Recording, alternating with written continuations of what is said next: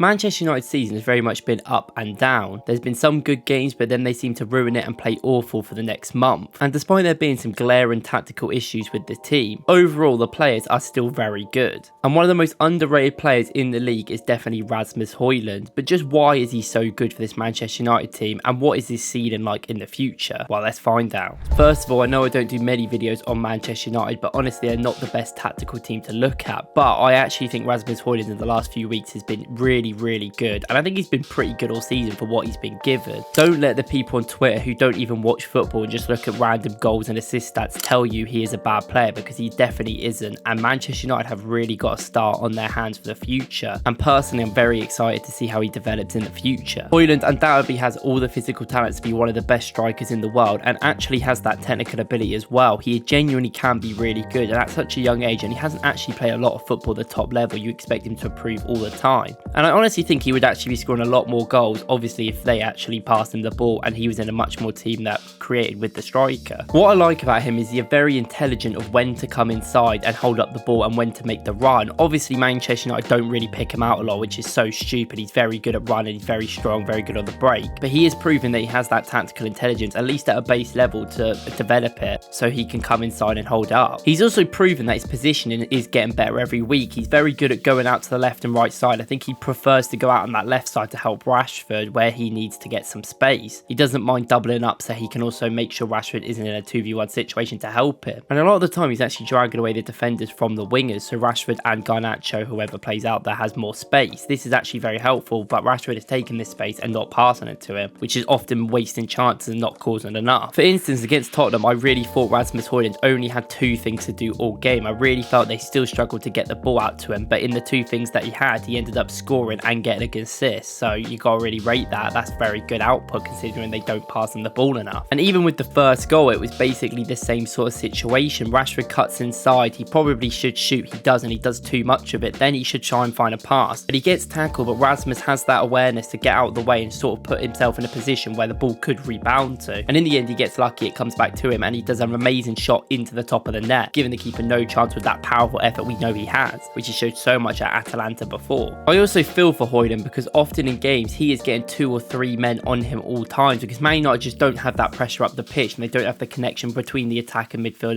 and defence, which often means they're isolated and often play a long ball system. And with the wingers being very wide, it often leaves Hojlund by himself against the 2 defenders, which gives him not a lot of opportunity to do a lot, and yet he still tries to find space at most times possible and always holds the ball up and does quite well. And he has the ruthlessness of a predatory striker in the box. He does like passing the ball out and then running in, but Manchester United's wingers simply do not understand that they need to cross the ball in or pass it into the middle. This is something they're not actually just used to doing ever, so I get kind of why they're not, but they need to adapt more to Hojlund's game and give him some help, because it's not all about them. And I honestly think there's been a lot of harsh criticism on Hojlund when I don't think it's his fault. I think people like Roy Keane have even contributed to this criticism. If you actually watch Hojlund, he's doing as much as he can possible. He's holding up has been much improved since he joined, and his physicality has been very much better as well. He's tried his best out there, but it's Erik ten Hag's fault the reason why he is simply not scoring. He needs to get him more chances, and Manchester United's long ball system that they're playing is simply, it's okay right now, but for a long-term system it's not going to work if Manchester United want to get to the top of the game again. And I'm not someone that really looks at goals and assists, but obviously know that need to be happening. Someone like Jesus at Arsenal, for instance, needs to be doing better, but he is good at other aspects of the game. People like Rasmus Hojlund are 100 times better a player than Nicholas Jackson will ever be, and that is just a fact that needs to be solidified, and people need to realise that despite Jackson getting a few goals this season. And the thing I like about Hojlund is not only his movement and his passing is very good, his second goal for the Manchester United goal that Rashford scored against Tottenham was really prime Hojlund. It's something that he's actually very good at and was good at Atalanta at doing. Like I said, with his hold up play being really good, and he's just making sure them quick passes are happening. The first time Rashford finally actually went into the box, cut inside like he's good at doing, and actually passed it to Hojlund, Hojlund was ready for it, and that second quick 1-2 pass he does is brilliant because it catches the Tottenham players off guard. People usually expect Hojlund to take a touch, maybe do something with it, but the fact he's so quick and so aware to do a pass straight away to Rashford, where Rashford can get into his right foot and cut it into the corner, was a brilliant goal. And it shows the quality that Manchester United have, especially going forward on that side. They definitely do have some ability that people think they don't. It's just the tactics are simply not working. They only got around 2 shots on target that game, and they were both the goals, in which they were both brilliant individual play by Rashford and Hojlund in there, and a brilliant ball over by Bruno for the first goal specifically. There's often too much reliance on individual players making individual quality plays, such as Bruno Bruno, such as Rashford, such as Hojlund in particular, and there's not enough of a unit together to help each other when people are making mistakes and be together as a unit like you see with the other top team. I also thought against Aston Villa, his game he played before this, he was very impressive as well. Obviously that was the game he got his first Premier League goal, and it was a brilliant finish from that corner. It did come to him a bit lucky, but he did swivel, brilliant goal, brilliant into the corner, you can't argue with that. And I thought that whole game he really carried himself well in a different way of scoring. He was so good at holding the ball up and making sure runners came along with him. In that game, Manchester United had a lot of intensity going 2-0 down and knowing they needed a result, and they did very well, and Aston Villa gave them the space. In that game, he worked brilliantly with Bruno and Rashford specifically, working with the runners there. Rashford does that running behind and Hojlund comes into the middle. This means he can give the ball to Bruno, and Bruno can usually slip it through for Rashford. And also Bruno's press with Hojlund was very good. Hojlund and Bruno would usually target the centre back or the DM together and have that intensity to win the ball back, and this actually helps with some of their goal. And Hojlund is so good at just keeping the ball moving in the midfield and then running into the box like a good striker does. He can't actually do that progressive play like they want because Man United's build up is a bit inconsistent, and he's very good at working within the midfield but also getting in the box at the end. That's the main thing, and he definitely could score if he gets them chances. And slowly you've started to see when Rashford's come back into the team after getting dropped, he's actually looking out for the ball a little bit more. Sometimes he's still a bit selfish, but that's going to happen, and sometimes that's not necessarily a bad thing. But he's put the ball across, and sometimes it hasn't gone to Hojlund, it's going to Garnacho, but they've created goals, and then in the end Hojlund got that goal and won the game. And I thought in that game he was insane. I thought it was one of his best performances. I think the last two games have been really good for him, but I don't think Manchester United really had an option to get rid of him anyway. They played Rashford up front in that Forest game, and I thought he couldn't really do anything. He did end up scoring because the Turner gave it away and he did a good finish, but overall he's much better player at cutting in from that left side into his right foot, so he has a bit more space and getting there.